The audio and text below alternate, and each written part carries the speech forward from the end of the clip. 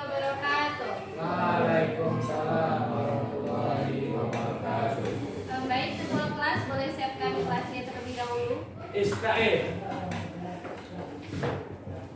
Ayat abda'u dasana bil basmalah. Bismillahirrahmanirrahim. Raditu billahi rabban wa bil islami dinan wa bil muhammadin nabiyya wa rasulah. Waghfir li ilman warzuqni fahman wa amalan shalihan. Iqra'us salam. Assalamualaikum warahmatullahi wabarakatuh. Waalaikumsalam. Oke, sebelum kita mulai pelajaran, Ibu absen terlebih dahulu ya. Amelia, Gladys, Sini.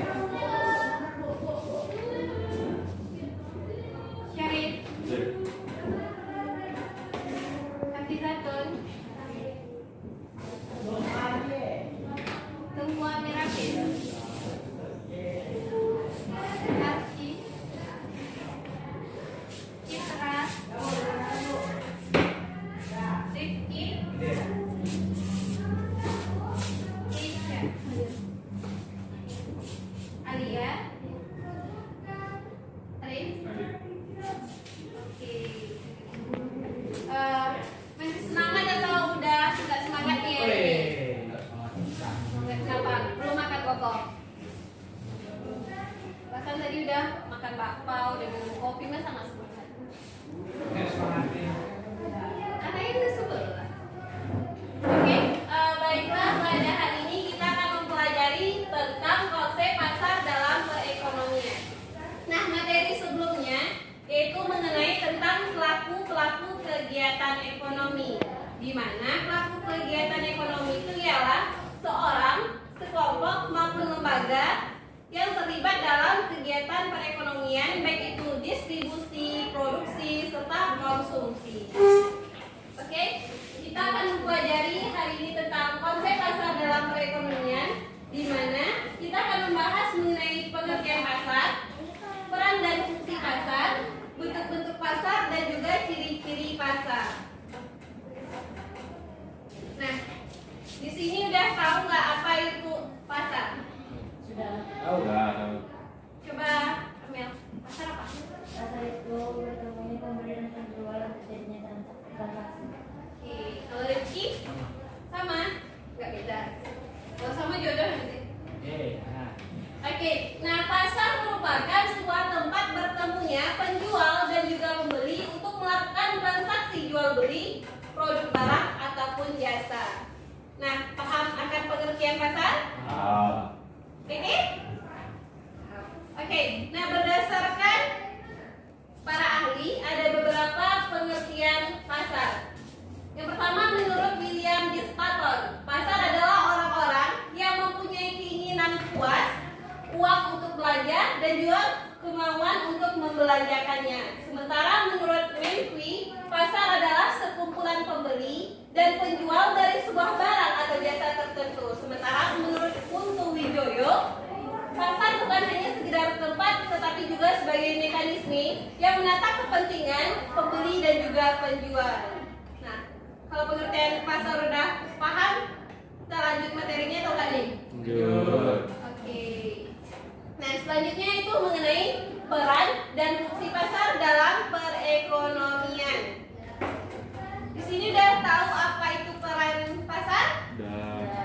Peran pasar ada berapa? Ada 4. Yang pertama, Arif. Peran pasar bagi produsen. Yang kedua, Koko. Peran pasar bagi konsumen. Yang ketiga, Mel.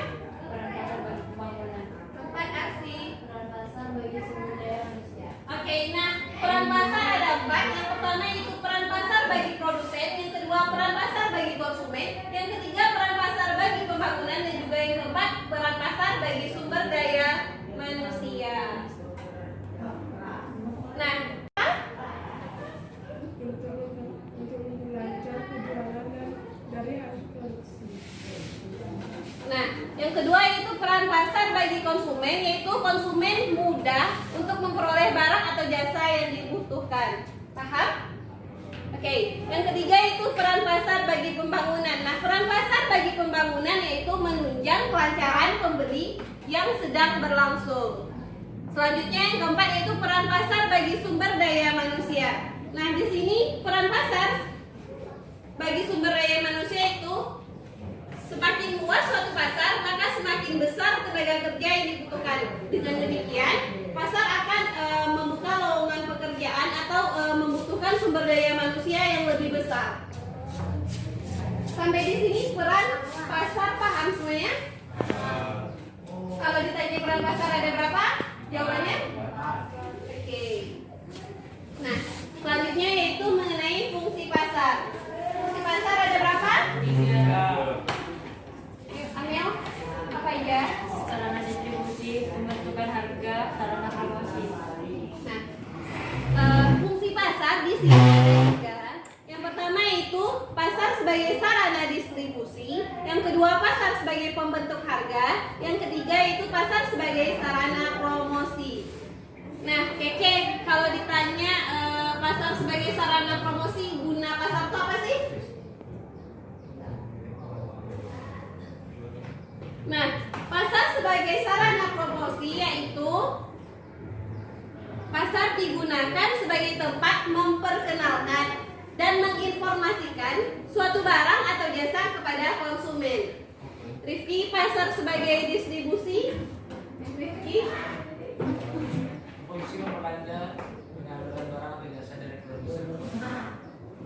nah, pasar sebagai sarana distribusi berfungsi memperlancar proses penyaluran barang atau jasa dari produsen ke konsumen. Sementara pasar sebagai pembentuk harga yaitu pembeli yang membutuhkan barang atau jasa akan berusaha menawar harga dari barang atau jasa tersebut sehingga terjadilah tawar-menawar antara kedua belah pihak. Dan terjadilah pembentukan harga pada saat tawar-menawar tersebut. Sampai di sini fungsi pasar paham? Oke, selanjutnya itu bentuk-bentuk pasar. Bentuk-bentuk pasar ada berapa? 2. Pasar apa aja sih? Pasar yang sempurna dan tidak sempurna. Oke, nah bentuk-bentuk pasar ada 2, yaitu pasar persaingan sempurna dan juga pasar persaingan tidak sempurna. Nah, pasar persaingan sempurna yaitu pasar yang jumlah penjual dan pembeli sangat banyak, sehingga tidak ada satupun penjual atau pembeli yang bisa mempengaruhi harganya. Rifki, pasar persaingan sempurna apa? Pasar yang jumlah penjual dan pembeli sangat banyak sehingga tak ada penjual dan pembeli yang bisa mempengaruhi harga.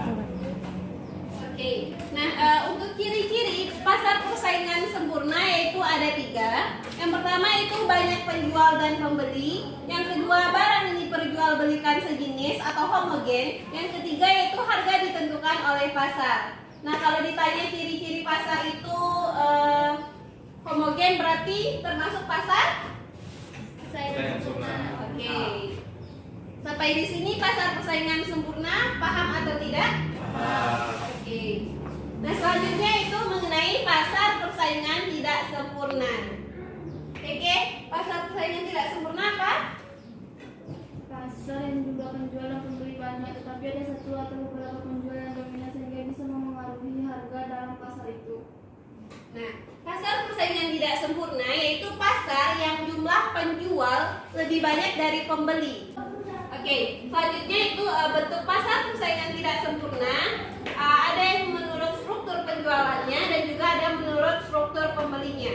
Menurut struktur penjualnya ada 3, yaitu pasar monopoli, pasar oligopoli, dan juga pasar monopolistik. Sementara menurut struktur pembelinya ada 2, yaitu pasar monopsoni dan juga pasar oligopsoni. Yang hanya terdapat satu penjual saja. Nah, contohnya ada yang tahu nggak? Contoh pasar monopoli itu apa? Dia satu penjual. SPBU.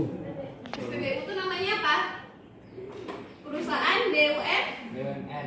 Oke. Showroom. Market beda dong. Showroom. BUMN, oke. Showroom. Showroom beda. Beda.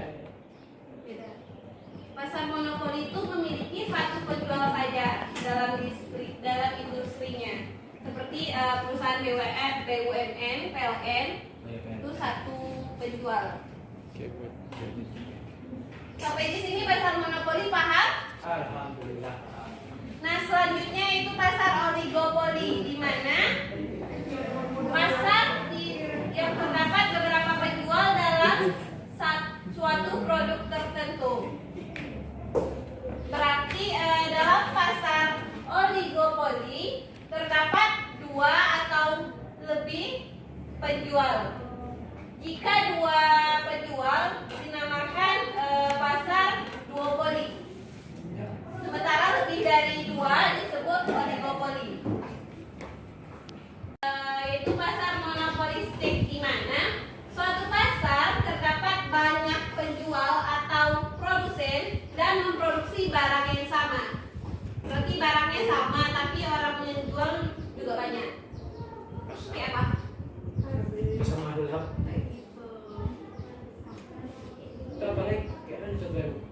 Contohnya kayak pakaian, industri pakaian, industri bahan makanan kemasan, minuman aneka rasa. Sales.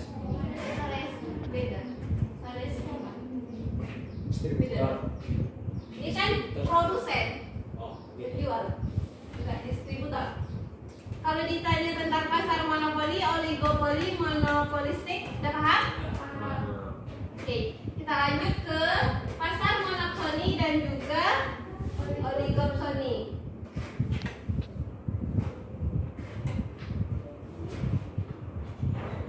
Pasar monosoni merupakan sebuah pasar di mana ada banyak sekali penjual, akan tetapi jumlah pembelinya hanya satu saja. Nah, harga dapat seperti yang diinginkan pembeli. Jadi pasar monopsoni ini dia memiliki banyak penjual, tetapi pembelinya hanya satu. Ada yang tahu gimana? Ya. Enggak, beda. SPBU itu monopoli. Dia penjualnya banyak kayak perangkat kereta api, tapi yang beli cuma hanya bisa satu, yaitu PT KAI. Dan juga tiang listrik. Kita bisa beli tiang listrik atau enggak? Bisa. Kayak mana? Mau pasang di mana? Oke. Jalan. Jadi pembelinya hanya satu, yaitu PT Listrik Negara atau PLN. Paham? Jadi kalau ditanya pasar monosoni ini pembelinya berapa? Hanya satu. Selanjutnya itu pasar oligopsoni, di mana pasar ini memiliki banyak penjual dan beberapa pembeli saja. Jadi pembelinya ada beberapa, di mana harganya ditentukan oleh pembeli. Jadi contohnya kayak mana? Contoh dari pasar oligopsoni ini itu kayak penjualnya kan banyak nih, kayak petani-petani kecil tembakau di Temenggung. Dia di daerah sana tuh cuma ada beberapa pabrik besar rokok. Jadi kan pembelinya hanya beberapa kan, sementara penjualnya atau petani-petani kecilnya banyak. Jadi itu contoh dari pasar oligopsoni. Petani tembakau yang menjual barangnya ke pabrik rokok, tapi di daerahnya itu cuma beberapa. Paham? Nah, itu tadi pasar oligopsoni. Sampai di sini ciri-ciri pasar persaingan sempurna, paham? Selanjutnya itu mengenai ciri-ciri pasar persaingan tidak sempurna. Pasar persaingan tidak sempurna, ciri-cirinya ada 5. Yang pertama yaitu jumlah penjual sedikit tapi banyak pembeli. Kayak pasar monopoli. Selanjutnya penjual berhak menentukan harga produksinya. Kayak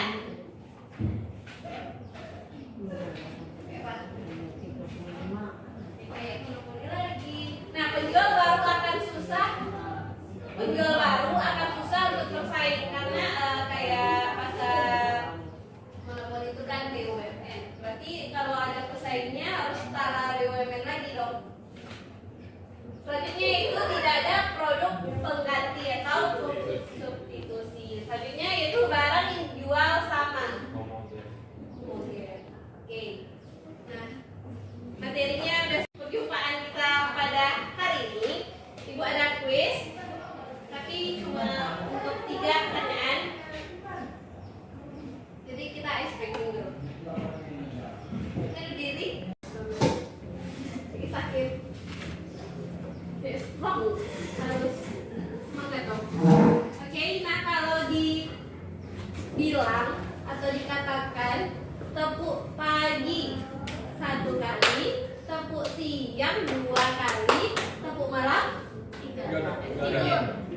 Angin.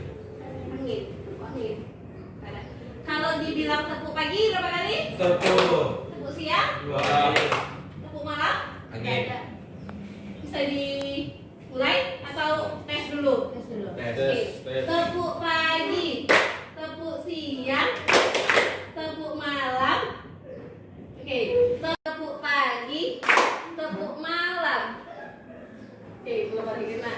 Tepuk pagi, tepuk malam, tepuk siang. Jadi kena ya ini. Tepuk malam, tepuk pagi, tepuk siang, tepuk pagi, tepuk malam. Coba bunyi. Lanjut dulu, lanjut dulu. Kamu ini udah serius, kamu ini. Ya apa? Pertanyaan mudah. Itu pada dia.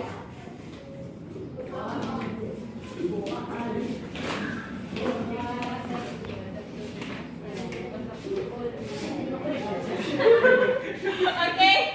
Tepuk pagi, tepuk siang, tepuk malam.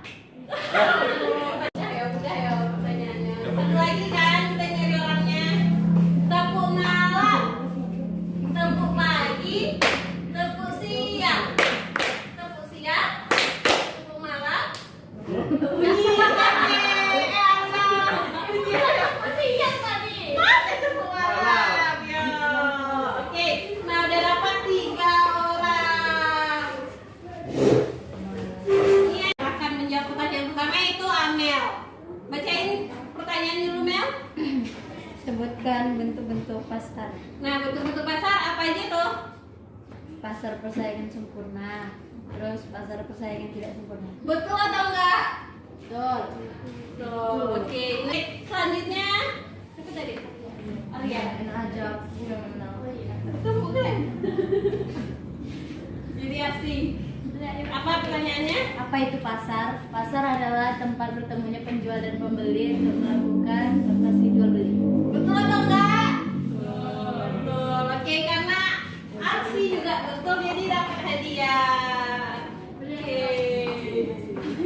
Selanjutnya si Alia. Pasar yang hanya memiliki satu penjual saja disebut monopoli. Iya.